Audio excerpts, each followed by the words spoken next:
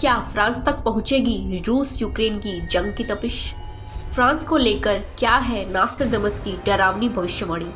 रूस और यूक्रेन के बीच भीषण जंग जारी है। हालांकि रूस इस युद्ध को जीतना आसान मान रहा था, उतना आसान लग नहीं रहा है। यूक्रेनी सेना रूसी सेना का डटकर मुकाबला कर रही है। 5वें दिन की लड़ाई के बावजूद यूक्रेन अभी तक झुका नहीं है। अब तो यूक्रेन के खिलाफ दुनिया के कई देश एकजुट होने लगे हैं। ऐसे में इस युद्ध के अब यूरोप के अन्य हिस्सों में भी भड़कने का अंदेशा लगाया जा रहा है।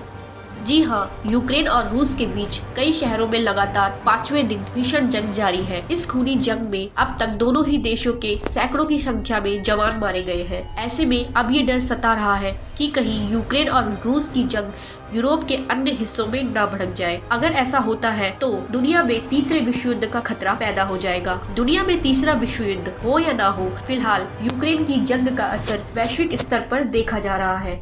इन सबके बीच यूरोप में छिड़ी इसी जंग की और चर्चित फ्रांसीसी भविष्यवक्ता नास्ट्राडामस ने साल 1555 में अपनी भविष्यवाणी में इशारा किया था। नास्ट्राडामस ने अपनी किताब में भविष्यवाणी की थी कि साल 2022 में यूरोप में जंग होगी। नास्ट्राडामस की 942 भविष्यवाणियों में एक में इस बात का खतरा जताया गया था कि फ्रांस को उसके पूर्वी हिस्से में खतरे का सामना करना पड़ेगा। वहीं नास्ट्राडामस के विशेषज्ञ बॉबी शैलेर का कहना है कि तीसरा विश्व युद्ध अगले कुछ साल के अंदर हो सकता है। बकौल शैलेश, नास्ट्राडामस का मानना है कि ये 25 से 29 में एक महान युद्ध होगा। इसके बाद छोटी छोटी लड़ाइयाँ होगी। इसके बाद शांति का समय आएगा और हजारों साल तक चलेगा। इसके अलावा 2022 को लेकर नास्ट्राडामस ने ये भी भविष्यवाणी की थी कि धरती पर एक एस्टेरॉइड गिर सकता है। बाढ़ और सूखे से कई देश तबाह हो जाएंगे और बड़े पैमाने पर भूखमरी होगी। हालांकि नास्ट्राडामस की वर्ष 1999 में धरती तबाह होने की भविष्यवाणी